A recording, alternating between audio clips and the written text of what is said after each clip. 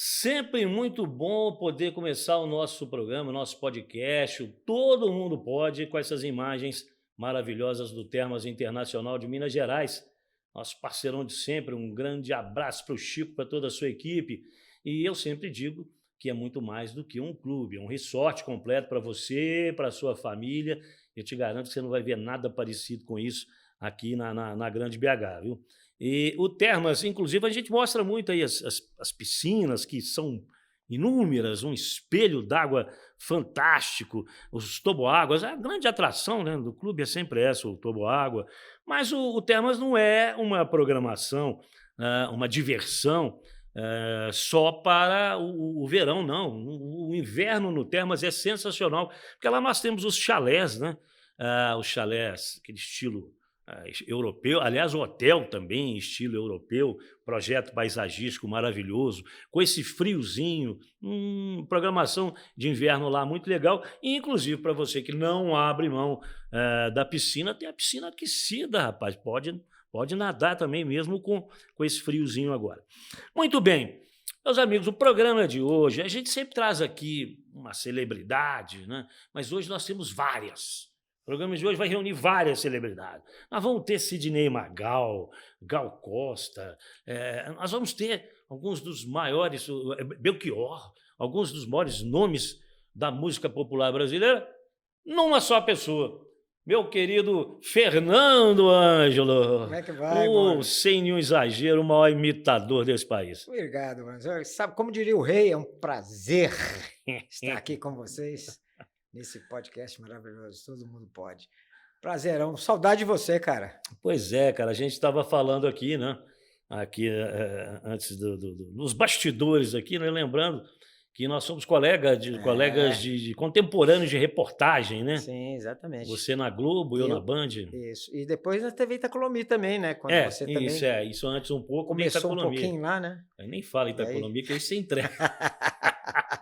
Aí você entrega a idade, né? Tem até um testinho para saber se o cara é velho, se ele É. souber cantar o TV Itacolomi. Itacolomi. Ah, velho, é velho. Sempre na E nós sempre na liderança. liderança. Legal. Tempo bom, né, cara? Muita Hoje o tempo é estrada. maravilhoso também, Claro, mas foi um tempo muito bom, né? muita A gente teve, estrada. como você diz, a gente teve a oportunidade de fazer parte de uma televisão que não existe mais hoje, Não. não é? É a televisão que todo mundo assistia, era um meio É, de comunicação espetacular. Ainda hoje, é claro que a televisão é muito importante e tal, claro. mas a internet está Ela ajudando concorre, a claro. democratizar mais Claro, esse espaço, né? a TV, né? A TV, eu não gosto de falar Aberta, né? do nosso tempo, que É, parece que o nosso tempo é hoje, eu estou aqui, pô, né? é. Mas é o seguinte, a TV daquela época, ela era muito exclusiva, né? É, Enfim, pouquíssimas pessoas tinham o privilégio, né, de poder estar ali, né? Então, exatamente. olha, aquele cara trabalha na TV, É, né? Era uma coisa. sabe uma coisa incrível que eu notei, notei assim, pouco tempo depois, é que as pessoas viam a gente na televisão, naquela época, e a gente já passava um outro patamar, né? Fala, pô, Claro, o cara tá na claro. Não, televisão. o cara trabalha na TV. Hoje a criança já nasce já vendo a imagem dela na Dela na TV. televisão, qualquer televisão, o É, cara coloca a televisão de casa, né? Você é. liga a sua filmadora, põe um filme lá, a pessoa está na televisão, então não tem aquela magia que tinha antigamente, né? Não. E na prática, hoje todo mundo tem uma TV. Porque a É, partir do momento que você tem um celular, você pode fazer a sua TV. Né? E exatamente. quantas pessoas conseguem bombar aí na internet É, com coisas impressionante. inusitadas, né? Que É. você fala, meu Deus, como é que isso tem tantas visualizações, né? Você pegou leve, né? Coisas inusitadas. Eu diria coisas ridículas É, que às vezes surge por aí. Mas a gente também fez muita coisa ridícula, pode saber. Se for olhar naqueles arquivos lá da televisão antigamente, pô, muita coisa. Então, cada nem coisa no tudo seu foi tempo, acerto. né? Pois é. É, Tem um tempo é bacana. verdade. Mas Fernando, você é de onde? Vamos começar um interrogatório, então. Você é de onde? Eu sou de Belo Horizonte, É. Minas Gerais, filho do jornalista já falecido Wilson Ângelo e da cantora ex-rainha do rádio Eunice Fialho, também falecida. Nasci aqui em Belo Horizonte, sou somos 5 irmãos. Na verdade, hoje, apenas 3, 2 já se foram, já estão em outro plano. Mas é isso, somos de Belzonte mesmo. É de qual bairro aqui de Belo Horizonte? Eu nasci no... Não é no Horto, eu esqueci o bairro ali, mas é pro lado do Horto ali. Perto do Horto ali. Aquele colégio Santa Terezinha. Sim. Pertinho ali. Na região Zona Leste. Isso. E aí eu passei a minha infância toda no bairro Gutierrez. Perfeito. E quando é que pintou essa coisa da imitação? Quando é que você percebeu esse talento da imitação? Pois é, essa coisa começou já na escola. Eu estudava no grupo escolar Pandiacalógeras. Sim, ali perto da Assembleia. Isso. Hoje é escola estadual, né? Pandiacalógeras. E eu comecei imitando os professores, os coleguinhas de classe e tal.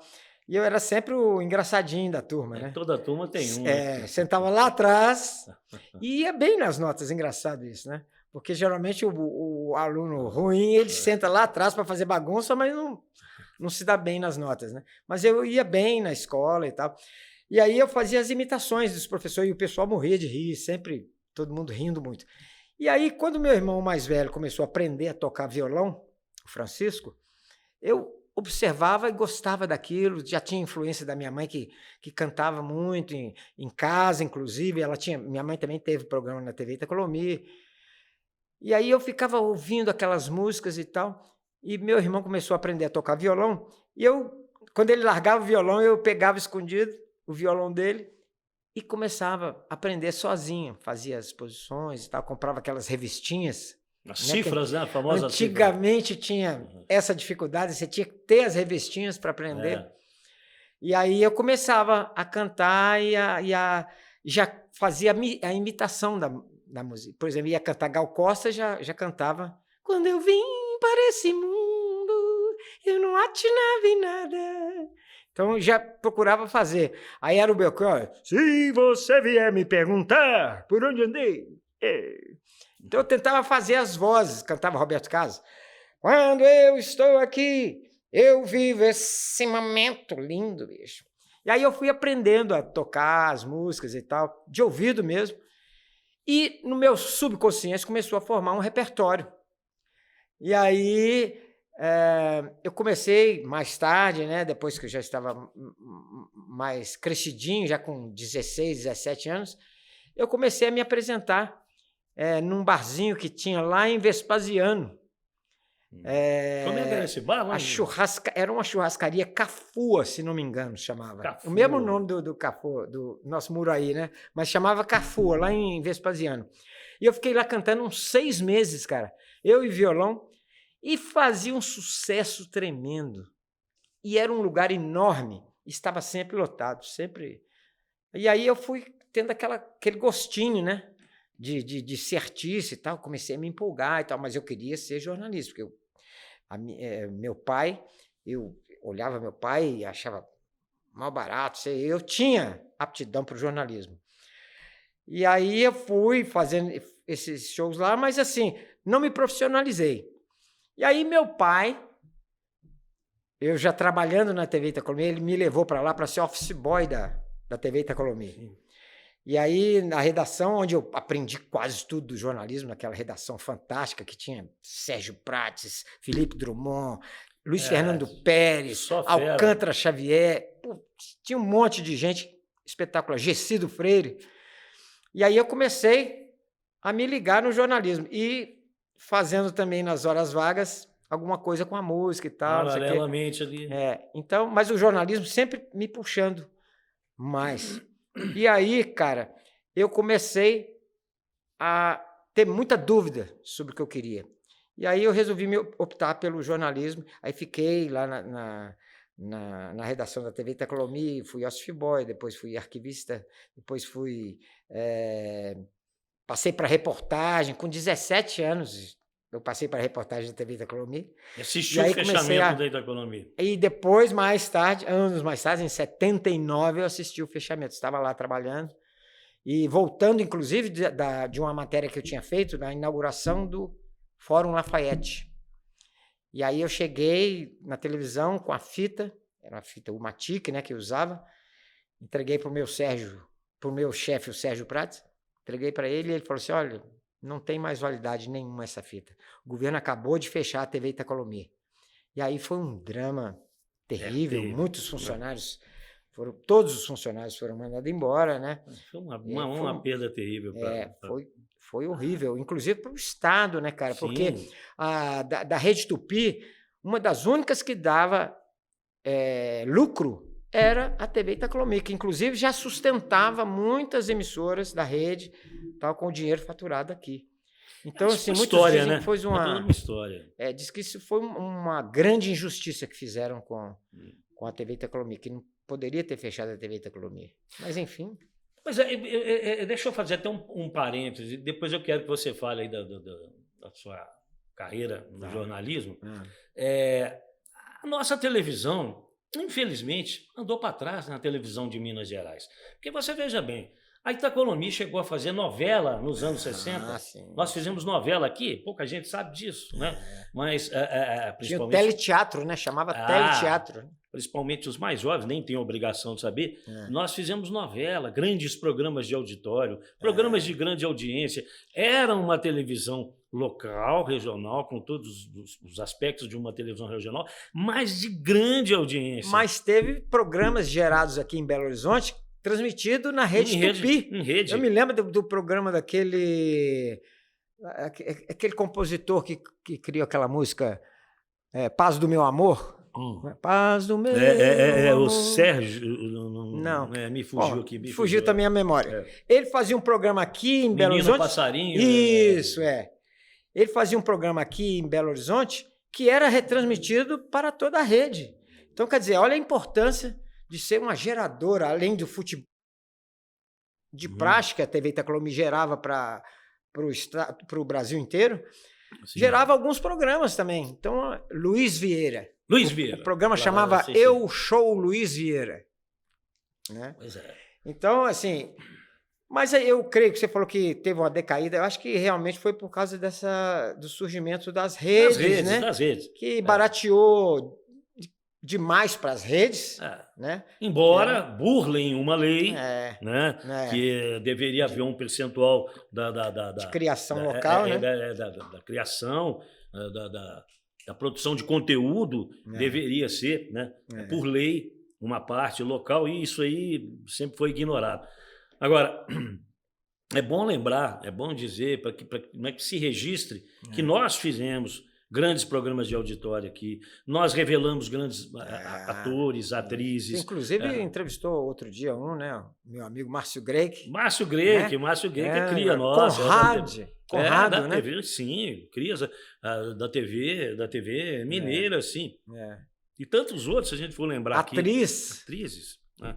E atores. Leide Francisco. Eu não vou nem me estender muito para a gente não cometer nenhuma injustiça, né? Leide Francisco também, claro. Mas o que acontece? Nós paramos de produzir e pode até a gente argumentar essa questão, não sei se você vai concordar comigo, que é a questão das redes, mas hoje, ainda hoje, ou até bem pouco tempo atrás, mesmo ainda no domínio das redes, nós tínhamos em certas praças nesse país, no Nordeste, alguma coisa no Sul, que preservava um pouco mais essa programação local. E em Belo Horizonte ela foi aniquilada. Né? Exatamente. Foi aniquilada. E voltou com programas de esportes que... Esporte é uma obrigação, né? Esporte, falar de futebol é quase que uma obrigação. Né? Então não adianta. Realmente, hoje são poucas e honrosas as iniciativas no sentido de se fazer programa local. Eu me lembro que eu apresentei na TV, não sei, na TV Alterosa, a segunda fase do Mineiros Frente a Frente. Nossa! A primeira foi apresentada pelo Fernando Sasso. Né? E eu apresentei a segunda fase e tal do programa, com o Luiz Carlos Alves, de produtor e tal. Programas antológicos, né? Você lembrou de Mineiros Frente a Frente com o Fernando Sá. Seu Saber é para Valer. Seu Saber é para Valer. Isaías Lansky. Esse, assim, era o tipo de produção que tinha que ter, né? Continuado e tal, porque talentos não faltam. Sempre. Talentos em Minas não faltam. Aliás, Minas exporta Ainda hoje, né, no jornalismo, você vê quanta Ah, gente, né, muita quanta gente gente. saiu de Minas, né, das nossas emissoras mineiras aqui, E saem ainda, e saem né? ainda, né? Muito bem. Mas aí, voltando ainda falando de TV, É, você teve a sua experiência no jornalismo. Você foi sim, repórter da Globo, né? isso. E como é que foi isso? Bom, quando eu fui chamado para a Globo, a TV Itacolomi já tinha fechado, eu fui para a Rádio Capital para fazer a cobertura da área política. Eu nunca tinha feito na minha vida. Eu fui para uma entrevista lá na Rádio Capital com o Fernando Zuba, grande Sim, Fernando sim, Zuba, Zuba. e ele me perguntou se eu cobria política e tal. Eu falei, sim, cubro. Uma mentirinha branca sempre dá certo, né? Ele falou, então você, a partir de hoje, você vai ser o nosso repórter. Eu já conheci o trabalho na televisão, você vai ser o nosso repórter na Assembleia Legislativa. E aí saiu para estudar política mineira para dar conta do recado. E acabei dando conta do recado, foi muito bacana, numa época muito boa da Rádio Capital, que chegou a fazer páreo para Veio para TV brigar com a Itatiaia, depois com a acabou, Rádio não Itatiaia, e aí não conseguiu. conseguiu. Mas aí, fazendo a cobertura na Assembleia, aí eu recebi o convite para ir para TV Globo. Uma vez e eu recusei. A segunda vez eu falei assim, não, então eu vou lá fazer um teste e tal. E aí fui fazer o teste e passei no teste e tal. E aí foi bacana a minha experiência na Globo, porque era uma coisa nova e eu estava numa emissora que tinha uma audiência fantástica, né? E aí você começa a viajar nas coisas, né? Tal. E eu fazia matérias legais, fazia matérias... E sentia a força de uma emissora como a Globo. Isso é muito legal. Quando você chegava, falava, pô, é da Globo. Eu já sentia essa força quando eu trabalhava na Itacolomi. Eu chegava para fazer uma matéria e as pessoas, é da Globo. A gente ficava puto.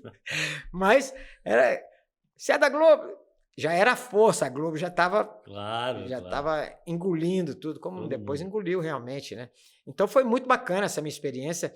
Aliás, eu tenho que dizer que quando eu abandonei o jornalismo para me dedicar às imitações e às músicas, que foi depois de, acho que 5 anos que eu trabalhava na Globo,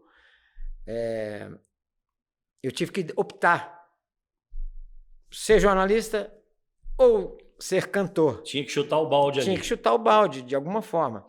E a minha esposa, na época, a Rosângela, ela me deu maior força e tal. Não, vão sim, pega o dinheiro da indenização, a gente monta uma banda e tal. A indenização deu para comprar um teclado. E aí você monta e a gente faz, tal, a gente procura. Vai lá no Faustão. O Faustão já fazia sucesso danado com Perdidos na Noite, mas era de madrugada. Era na Band, né? Na Band. De madrugada. Mas tinha uma audiência incrível. E aí eu fui e resolvi abandonar o jornalismo. Eu tinha recebido o convite para ser repórter do Jornal Nacional, que era assim o sonho de todo repórter, acho que até hoje, né? É o top, né? O top na Globo, né? E eu recusei exatamente nessa época. Aí o Lauro Diniz, que era meu chefe na época, não, você não vai fazer isso, não. Te dou 30 dias de férias, você pensa e tal. Aí quando eu voltei, falei para ele de novo que eu estou decidido. Não, fica mais 10 dias e aí a gente vê. Aí fiquei os 10 dias. Aí falei, Lauro, infelizmente, assim, felizmente por um lado e infelizmente por outro, eu já não me sinto mais como jornalista. Eu quero seguir a carreira musical e tal. E aí foi. E ele colocou nas recomendações da minha ficha lá na Globo, quem me mostrou isso foi o pessoal do departamento pessoal, dispensado da Globo pelos excelentes serviços prestados à rede e tal. Então, achei muito bacana da parte dele ter colocado isso. E aí eu fui e comecei a fazer, cantar com violão em alguns lugares e tal. Botecos. Boteco. Aqui em Belo Horizonte, eu cantei num boteco da irmã do Fernando Sasso, que era Carminha Sasso. Cantei lá, meu pai, inclusive, que me arrumou lá. E cantei no El Gato Montes, que era um restaurante espanhol. Tinha. Na Avenida do Contorno ali. Tinha assim, me lembro assim... Contorno com Raja Gabalho. Nome, me lembro El do Gato nome. Montes. Quando a Rede Bandeirantes mudou para Raja Gabalho, eles passavam na porta quase sempre, né? Porque era na Contorno com com Araguari, o restaurante. E aí, lá sim, aí eu tive um boom na minha carreira, que por incrível que pareça, tem uma história por trás disso, eu não queria, minha mãe arrumou para eu fazer um teste lá no bar, eu não queria, eu queria ser jornalista mesmo e tal. Acabei indo, né? E fui a contragosto, fiz o teste lá, e aí o Antônio Troitino, que era o proprietário lá do restaurante, falou, poxa, vai lá, traz o seu filho aqui para ele, seu filho maravilhoso. Minha mãe falou, eu tenho um filho maravilhoso e tal. Traz seu filho maravilhoso, então vou fazer um teste. Mãe. Aí eu fui a contragosto com violão e tal, e fiz o teste. E aí eu comecei a fazer aquelas imitações que eu já estava acostumado a cantar e tal, que eu cantei lá em Vespasiano e tal. E o cara estava lá do balcão primeiro. Depois, na segunda música, ele foi e sentou numa cadeira em frente ao palco. E aí ele começou, pôs a mão aqui e tal, e eu só fazendo as imitações e tal, não sei o quê. Quando foi lá pela terceira, quarta música, ele falou assim, não, você está contratado. Você vai cantar aqui quinta, sexta e sábado. Eu falei, putz! E quanto tempo você ficou lá no... Fiquei uns 6 meses, mais ou menos. Uns 6 meses. E aí, a contragosto mesmo, eu ia... Depois eu comecei a pegar gosto, lógico, né? Aí, porque começa a lotar o restaurante e as pessoas gostando do trabalho, elogiando muito e tal. E aí, mesmo assim, eu resolvi parar. Falei assim, não, eu vou parar, eu vou me dedicar mesmo ao jornalismo. Aí o Troitino... Então isso foi nessa época você ainda pensava no jornalismo, depois sim, é que você resolveu de vez. Eu só parei de pensar no jornalismo quando eu fiz um show no Palácio das Artes, e aí foi uma ousadia e levei mais de 1.500 pessoas no Palácio das Artes, foi uma coisa incrível, foi sensacional. E aí eu decidi mesmo que iria parar com o jornalismo. Mas aí... Tem um grande lance aí, que foi esse do dono do restaurante, o Antônio Troitino. Ele virou para mim e falou, não me deixou parar, ainda falou o seguinte, não, nós vamos comprar uns acessórios, peruca, bigode, roupa. Mandou fazer cada roupa de Elvis Presley, de Gal Costa, de não sei, um monte de coisa. E ele é que me deu esse impulso de fazer o show. Primeiro você vai ser acompanhado pela banda do Serrinha, Maestro Serrinha. Maestro Serrinha. Aí... E depois eu passei a ser acompanhado pelo Lana, Rodrigo Lana, que era um tecladista, que tocava lá também e tal. E aí foi o maior sucesso, cara.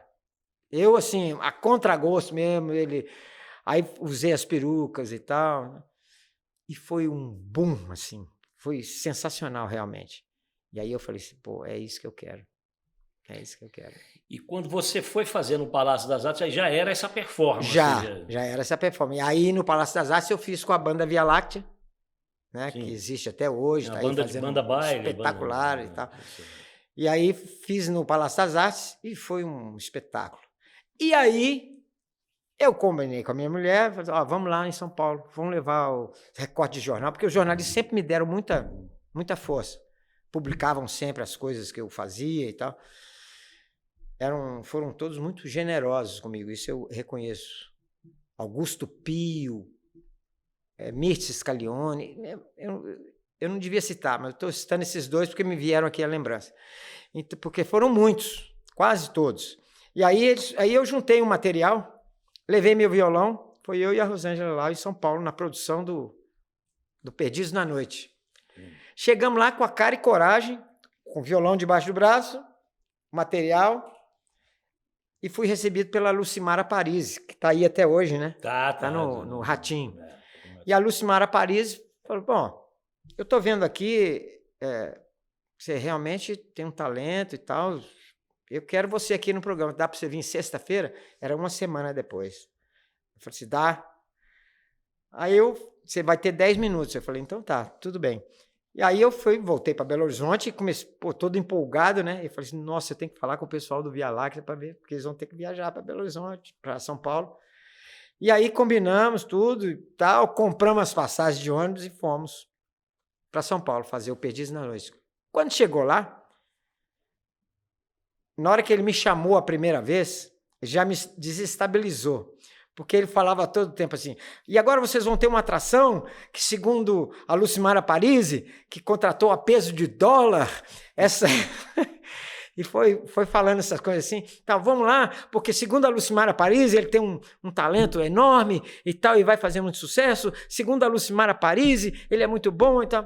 Aí na hora que eu entrei, vai entrar de Gal Costa, e eu usava um macacão verde horroroso, com peruca e tal, e lá eles capricharam, arrumaram minha peruca, batom e tal, fizeram uma maquiagem espetacular. E eu entrei, de Gal Costa. Primeira coisa que o Faustão fala, aí, de Belo Horizonte, vem aí, Gal Costa, fantasiado de samambaia. Putz. E aí eu senti o golpe, porque minha primeira... Naquela época, ela era mais esculacho mesmo. Eu senti o golpe, porque era a minha primeira apresentação na televisão, assim, a nível nacional. Então, eu tenho até no vídeo isso, tem no YouTube, quem quiser pesquisar, Fernando Ângelo no Faustão, vai ter essa primeira vez lá no Perdiz da Noite. E aí eu até desafino um pouco e tal, mas depois eu consegui me concentrar de novo. Fui na segunda, no meio da música, aliás, era a música Nada Mais com a Gal Costa. Tem umas subidas bonitas na música. No meio da música ele já estava, ei, parabéns e tal, realmente sensacional, o Fernando Ângelo é um imitador fantástico e tal, não sei o que. Acabei com isso, eu fui fiquei 27 minutos em rede nacional. O programa foi ao ar uma semana depois, não foi ao vivo. Uma semana depois, às 2h30 da manhã, eu entrei. Cara, eu fiquei de 2 horas da manhã até quase 10 horas, a gente deu telefone de casa, porque não tinha produção, não tinha nada, atendendo telefonema do Brasil inteiro, querendo show, querendo saber tal, como é que era e tal. Porque, na verdade, eu fui um precursor, né? Ninguém fazia isso na televisão. Sim, não. É imitação. Cantada. Né? Fazia, de vez em quando fazia, era o Zé Vasconcelos que fazia alguma coisa, mas não cantada, mas fazia... Imitadores nós tivemos alguns, mas a imitação cantada realmente é mais difícil. E aí, mais difícil de aparecer, porque eu acho muito difícil também fazer a imitação falada. Só que a cantada você tem que ter afinação e ter o dom de fazer e de estudar aquilo ali. Né, além tal, de tudo, além do dom da imitação, saber cantar. Né? Saber cantar. Exatamente. Então, e aí foi um sucesso danado. E aí começou a embalar o negócio. Eu comecei a acertar alguns contratos e tal, e foi. E aí o din-din, aí veio o din-din. Veio o din-din, veio melhorando o din-din e tal, não sei o que, já comprei bateria, baixo, guitarra, saxofone, já fui montando a banda já. E aí eu aproveitava a banda para fazer o baile, e no meio do baile parava, fazia o meu show. Então foi um sucesso grande, depois comprei um ônibus. Aí fomos viajar por essa Minas Gerais inteira, de ônibus e tal, fazendo shows. E aí para não dizer que o Faustão só fez maldade com você, não, eu queria rodar uma participação sua no Faustão. Oh, legal. Nós temos o Faustão e o Ratinho, não sei nem qual vem primeiro, mas assim, foram participações interessantes, importantes. Aliás, estou começando com o Ratinho, isso, né? Tem jeito da gente botar um som aí para ouvir um trechinho? Que corria pra porteira, depois vinha me pedir, toque o berrante, seu moço, que é pra eu ficar ouvindo. Hoje em dia, tem um rapaz aí que faz muito bem esse negócio de cantar. Aí eu não, Faustão, vamos lá. Fernando Ângelo! Olha aí, quero vê-la cantar, quero vê-la tocar. E o Magal tava aí, O Magal tava aí. Quero vê-la sorrir, quero vê-la cantar, quero vê-la tocar, por dançar sem parar. Do Magal para Reginaldo Rossi. Garçom. Aí eu vou na Lucimara Parisi, tá ali. Nessa mesa de bar, você já cansou de escutar? Aí, eu tô indo pra falar com a centenas Lucimara Parisi. casos de amor. Especialmente agora para o Cauã Raymond, Gal Costa. Olha, meu. Olha quem vai lá. Eu vi o menino correndo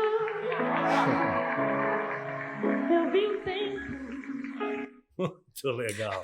É talento, né, cara? E aí, agora, uma coisa eu tenho que confessar aqui para você. Sem você saber, você me abriu muito as portas lá na Globo do Rio, sabia? Não Que sabia. eu chegava lá e falava que eu era amigo do Boni. Eu sou amigo do Boni. Costuma dar certo. Eu sou amigo do Boni. Eu tenho Só que era o Bones, né? Eu tenho um amigo aqui que tem uma dupla sertaneja e ele fala o seguinte, que, rapaz, eu sou o cara que mais foi em programa de programas de rede nacional desse país. Eu fui no Faustão, eu fui no Gugu, eu fui no Silvio Santos, eu fui na Hebe, eu fui não sei o quê. Só não me deixaram entrar, mas eu fui. Eu fui em todos. Mas é isso, cara. É muito talento, né? O que você acha? Você faz a imitação também falada? Não faço porque, assim, eu levo isso que eu faço, a minha profissão, com muita seriedade, sabe? E eu nunca treinei, assim, imitar uma voz que até conseguiria fazer.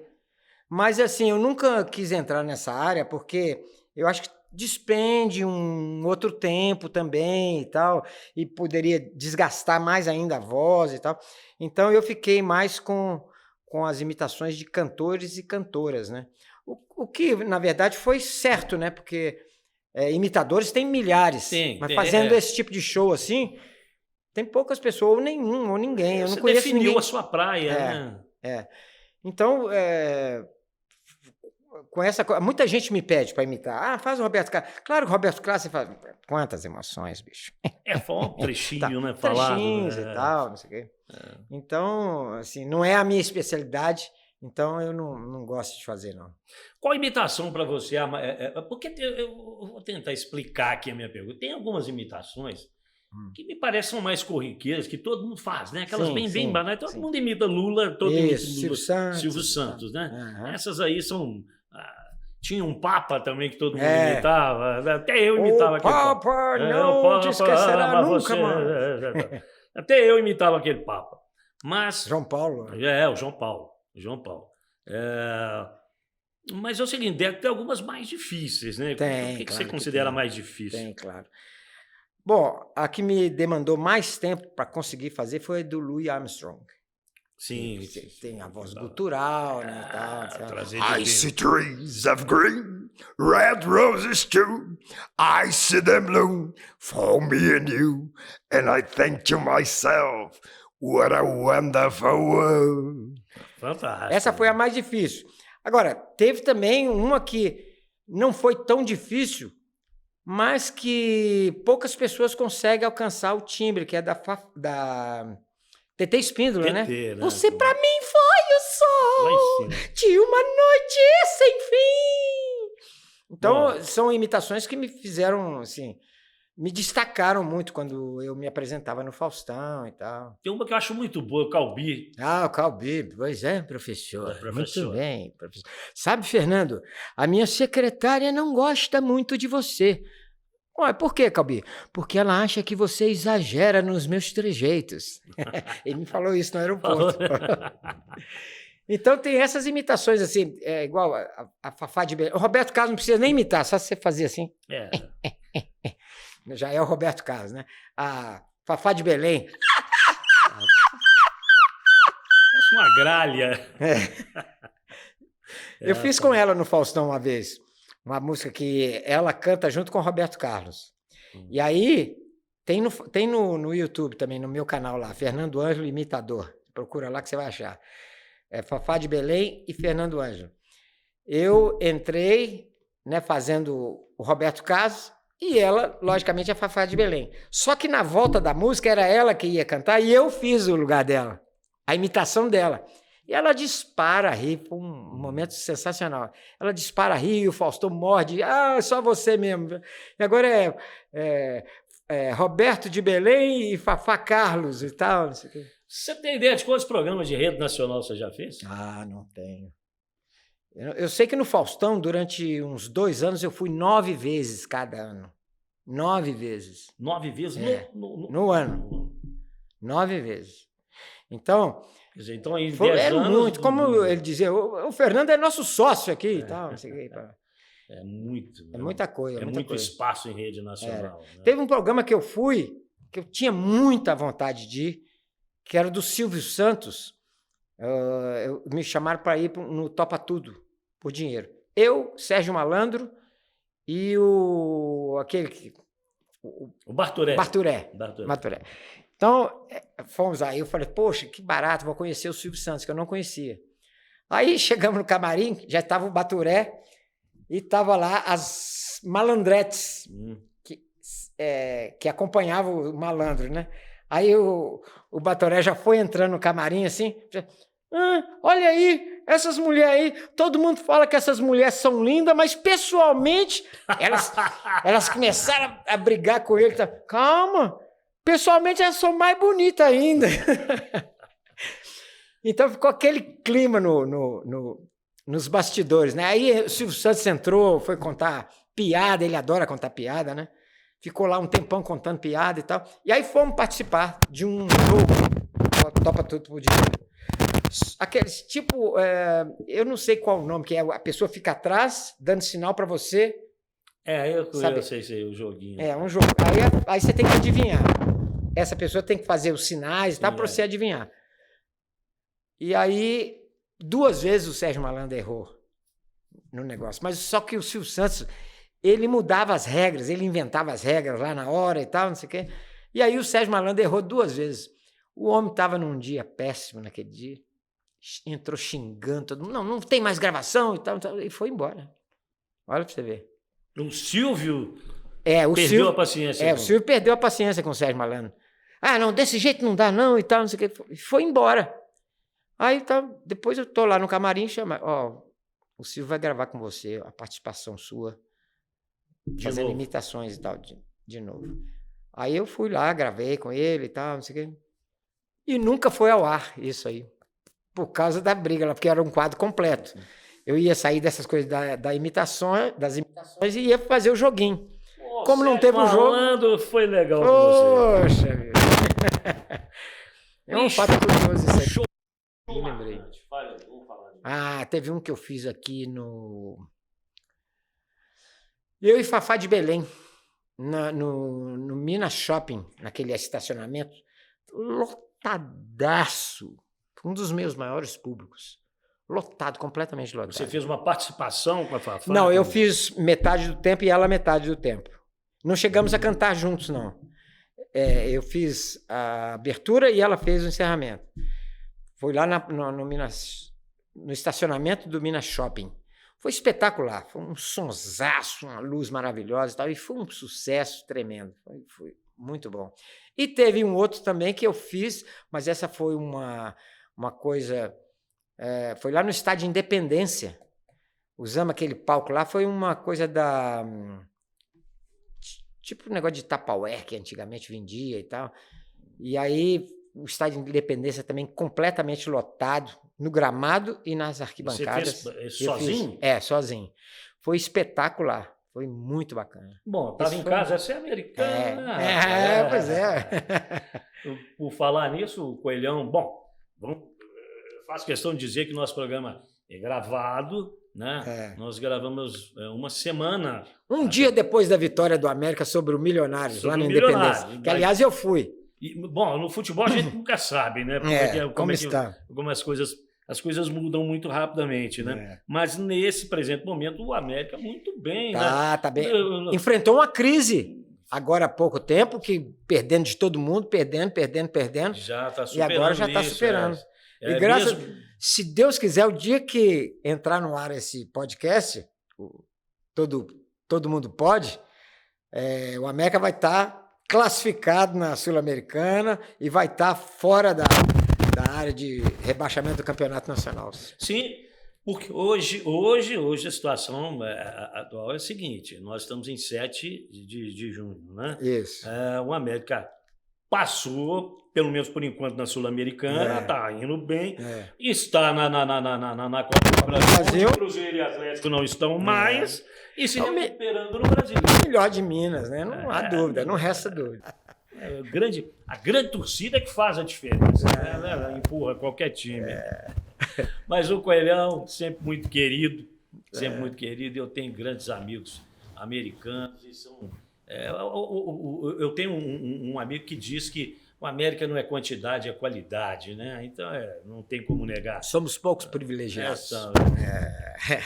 Bom, pra gente fechar, me diga aí, um cantor. Um cantor Não, um cantor. nacional? Pô, nacional, vamos ficar no nacional. Para mim, um dos maiores cantores que o Brasil já teve, Calbi Peixoto. Sou fã também do Calbi. Sou fã do Calbi. Vamos lá. Conceição, eu me lembro muito bem. Uma cantora. Uma cantora, Gal Costa. Grande Gal. Costa. E pra fechar, uma música. What a Wonderful World. Linda. I see trees of green, red roses too. I see them bloom for me and you, and I think to myself, what a wonderful world. Oh, yes. Fernando, prazer enorme falar com você. A gente poderia ficar aqui ainda muito tempo. Infelizmente, até podcast tem seu. Claro. Melhor que TV aberta. Vamos deixar o pessoal descansar um pouquinho da nossa voz, né? Deixa o pessoal Mas descansar um pouquinho. muito bom falar com você, porque quando a pessoa tem história, quando a pessoa tem bagagem, né, como você tem, o papo flui bacana, gostoso, não precisa forçar a barra para nada, a coisa sai naturalmente. Foi uma conversa muito bacana. Muito obrigado. Obrigado, mano. Muito obrigado pelo convite e que tenha vida longa o nosso... Todo mundo pode. Mundo pode. E nós vamos encerrando, pedindo aqui ao João Érico mais uma vez para a gente, é isso aí, com as imagens do Termas Internacional de Minas Gerais, né? Seja você também um dono de um pedacinho desse paraíso, 3295-6565, 3295-6565. E não é só verão não, viu, gente? No inverno também. Olha esse hotel estilo europeu, que coisa fantástica, né? Os chalés são maravilhosos, super aconchegantes. Tem programação no inverno lá também, para o ano inteiro. O ano inteiro piscina tem programação. aquecida, né? Piscina aquecida. Tem piscina aquecida, não precisa ter medo do frio, não, que lá no hotel, olha o seu balde maluco, o bar molhado, quanta gente bonita. Isso aí é a parte japonesa, um cenário japonês, tem bonsai. Aliás, o Termas tem um museu do bonsai. Olha aí, fica ali na beiradinha, né? Entre o caminho, entre Belo Horizonte e Sete Lagoas, exatamente no meio do caminho, entre Belo Horizonte e Sete Lagoas, à direita de quem vai para Sete Lagoas. Ali é Esmeralda, né? A cidade é Esmeralda. A cidade é Esmeralda. Toboágua para todo lado, olha que maravilha. Todo lugar que você olhar ali tem um toboágua. E outra coisa muito bacana é o projeto paisagístico, maravilhoso, muito bem embolado pelo nosso amigo o Chico, o Francisco Correia, que é o nosso comandante lá, e tem um bom gosto fantástico, principalmente essa questão do paisagismo, que ele é um cara que é vidrado em bonsai, ele cultiva bonsai, então o cara tem uma pista de Cooper, é tudo muito legal. 3295-6565, 3295-6565. Fernando Ângelo, mais uma vez, muitíssimo obrigado pela sua presença. Obrigado Bom demais a todos te ver, vocês. irmão. Obrigado, valeu.